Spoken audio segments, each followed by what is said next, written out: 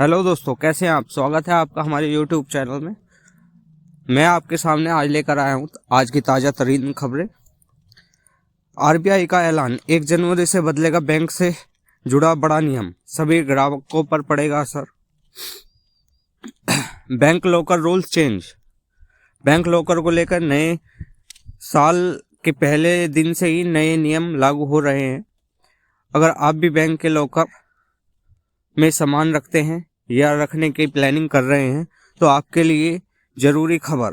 RBI के नियम के अनुसार 1 जनवरी 2023 से रिजर्व बैंक लॉकर से जुड़े नियमों में बदलाव होने जा रहा है, जिसका सीधा असर ग्राहकों पर पड़ेगा। बैंक ग्राहकों को इस नियम से बड़ा फायदा होगा। इस नियम के अनुसार अगर लोकल में रखा सामान को किसी तरह का नुकसान पहुंचता है तो बैंक को इसकी भरपाई करनी होगी। इतना ही नहीं बल्कि ग्राहकों को 31 दिसंबर के लिए एक एग्रीमेंट साइन करना होगा, जिसमें लॉकर के बारे में सभी जानकारियां दी जाएंगी। इससे बैंक ग्राहक अपने जरूरी सामान को लॉकर में हमेशा अपडेट रहेंगे। अगर आपने अभी तक लॉकर का एग्रीमेंट साइन नहीं किया है तो प्लीज़ 31 दिसंबर से पहले अपने लॉकर का एग्रीमेंट कर लें, नहीं तो आपको उठानी पड़ सकती है नई कठिनाइयाँ।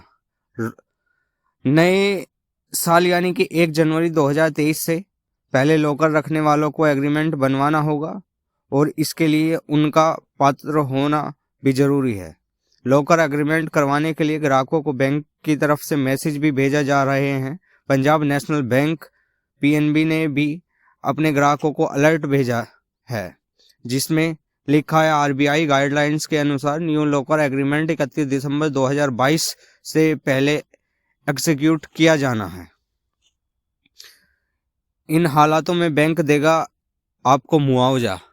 अगर आप भी लॉकर का इस्तेमाल करते हैं और न्यू अपडेट्स के बारे में आपको अगर नहीं पता है तो प्लीज़ हमारे चैनल को सब्सक्राइब करें और साथ में बेल आइकन भी दबा लें, जिससे आने वाली नई वीडियो की जानकारी आपको टाइम से मिलती रहे। आरबीआई के नए नियम के अनुसार अब ग्राहकों पर बड़ा फ़ायदा मिलेगा। दरअसल बैंक की लापरवाही के चलते अगर लॉकर में रखे सामान को नुकसान पहुंचता है तो बैंक को भुगतान करना होगा। यानी अब नए नियम के अनुसार बैंक भी जिम्मेदारी बढ़ गई है। इतना ही नहीं, बैंक के कर्मचारी के धोखाधड़ी के कारण हुए नुकसान की भरपाई भी बैंक करेगा।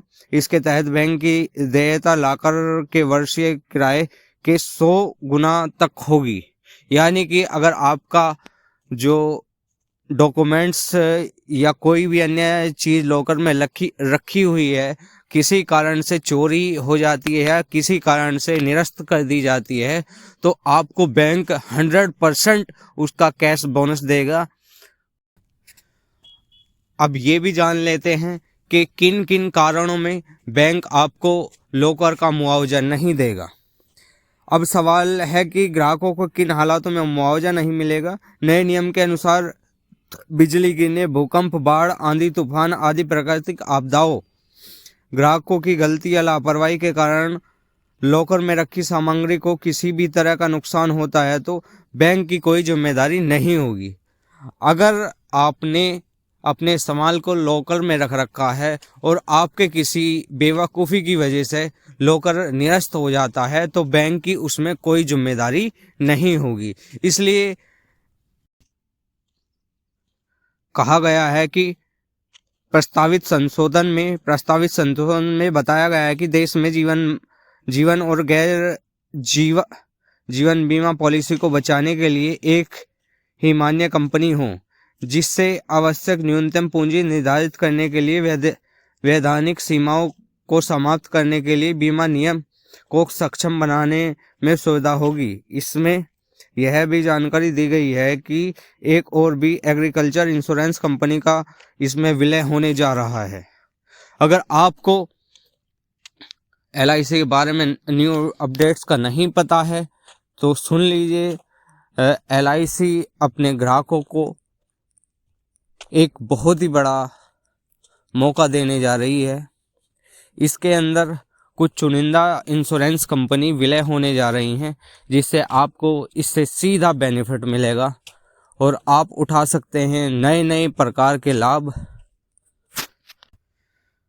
देश में हो रहे निजीकरण और मर्जर के बीच एक और बड़ी खबर सामने आ रही है। अब LIC देश में की 4 सरकारी सामान्य बीमा कंपनियों का विलय हो सकता है। इसमें national insurance, new insurance operation, the oriental insurance व यूनाइटेड इंडिया इंश्योरेंस कंपनी शामिल हैं। बिजनेस जगत की जानकारी ने कहा है कि बीमा नियम एवं विकास प्राधिकरण IRDA अधिनियम 1999 और बीमा अधिनियम 1938 के तहत इसमें संशोधन करने का प्रस्ताव दिया गया है। तो LIC में भी अब एक बड़ा संशोधन होने जा रहा है, जिसके चलते 4 कंपनियां इसमें विलय होने जा रही हैं। तो आप भी LIC से अगर जुड़े हुए हैं तो ये महत्वपूर्ण जानकारी आपके लिए बहुत ही महत्वपूर्ण हो सकती है। तो बने रहें हमारे न्यूज़ के साथ और साथ में बेल आइकन भी दबा लें, जिससे आने वाली नई नई वीडियो का नोटिफिकेशन टाइम से आपको मिलता रहे। धन्यवाद।